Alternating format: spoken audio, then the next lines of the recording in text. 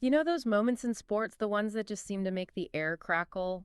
Events that grab everyone's attention. Oh, absolutely. Where collective curiosity just peaks, and it feels like everyone's holding their breath together. Yeah, exactly. Waiting for that outcome. They're more than just games, really. They become these cultural moments. And today we're doing a deep dive into exactly one of those moments. We're looking at all the buzz around a Game 7 of the NBA Finals. Hmm. Specifically, we're focusing on this fictional 2025 matchup, but it feels so real between the Indiana Pacers and the Oklahoma City Thunder. Right. And what's really cool about this deep dive is where we're getting our info. Yeah, it's not your usual articles or anything. No, exactly. We're actually looking at this amazing collection of real-time search queries, what actual people were typing into search engines, hungry for every little detail about this huge game. It's like a direct look into the collective mind, isn't it? The raw pulse of what people wanted to know right then and there. Totally unfiltered.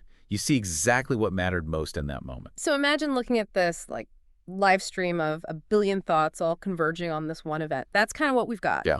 And our mission today is to decode that pulse, to figure out what it tells us about why certain sports moments just captivate everyone. Okay, so where do we start? Well, let's start where that buzz really kicked off. I mean, the sheer volume of searches for things like NBA Finals Game 7, Game 7 NBA Finals, Finals Game 7, even just Game 7 basketball. Right.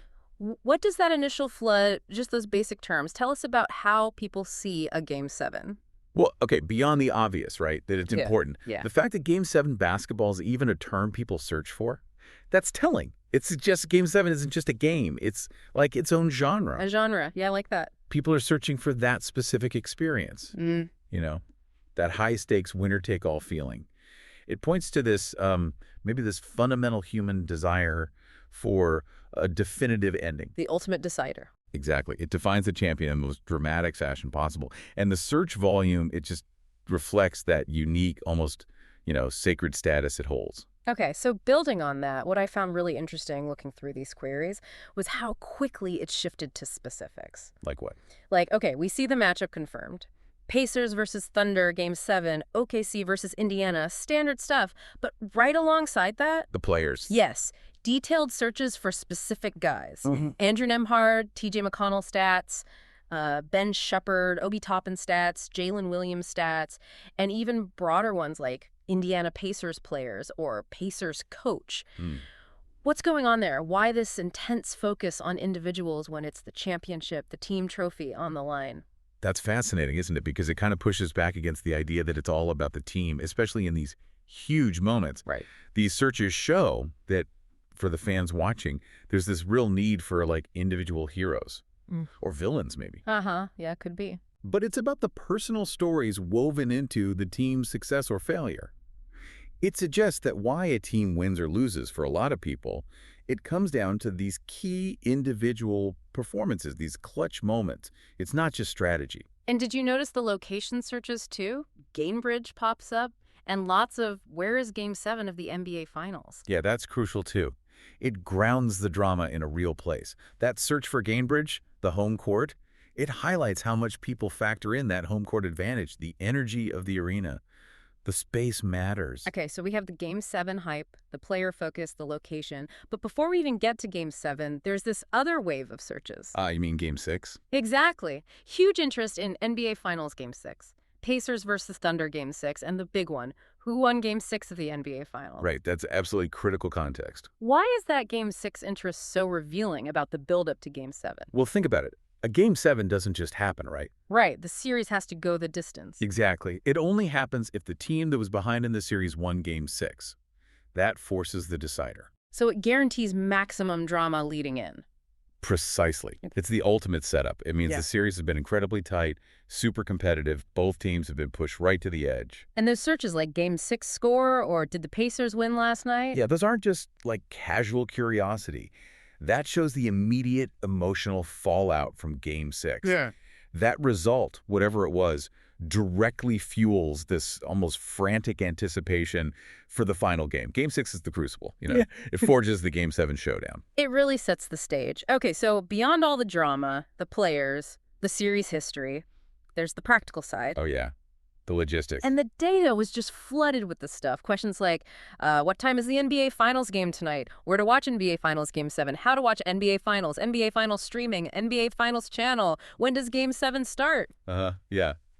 It's almost funny. It is. We live in this age of information overload. Supposedly everything's easy to find. And yet, people are frantically typing in the most basic questions. yeah. What does that tell us about how people engage with these big live events? Well, it really makes you ask, why are these simple logistical questions still so dominant? I think it shows this immediate, almost kind of primal need people have to be part of it, to connect live right now. Not just read about it later. Exactly. They want to participate in the event as it unfolds, don't want to miss a second. And the variety, how to watch, where to stream, what channel. Yeah, all the different ways people watch now. It just highlights how fragmented media consumption is. There's no single way people access this stuff anymore. They need the specific answer for their setup. Okay, so they figure out how to watch. But the searches didn't stop there. They were also intensely focused on the outcome. Before, during, and after. Yep. We saw terms like Pacers versus Thunder prediction, obviously, who won the NBA Finals 2025, NBA Finals score, and that simple, urgent query, did Pacers win?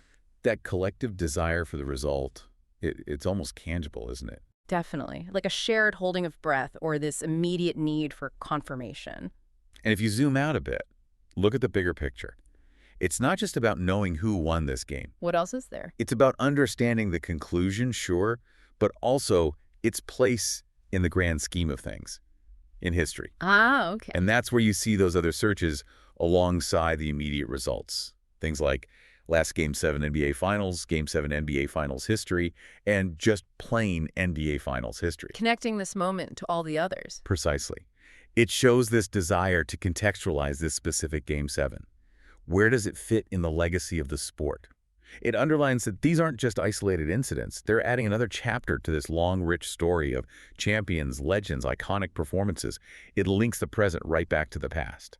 Wow. So, okay, stepping back from all these individual queries, this whole deep dive into the searches around this Pacers-Thunder Game 7, it really shows something, doesn't it? It really does. A massive sporting event like this. It's not just about the 96 minutes on the court or whatever. No, not at all. It's about this immense, almost overwhelming wave of human curiosity and collective engagement that surrounds it. From the tiniest detail, like one player's stats. Right, the micro level. All the way up to the sweep of NBA history, the macro level, and plus that urgent, practical need.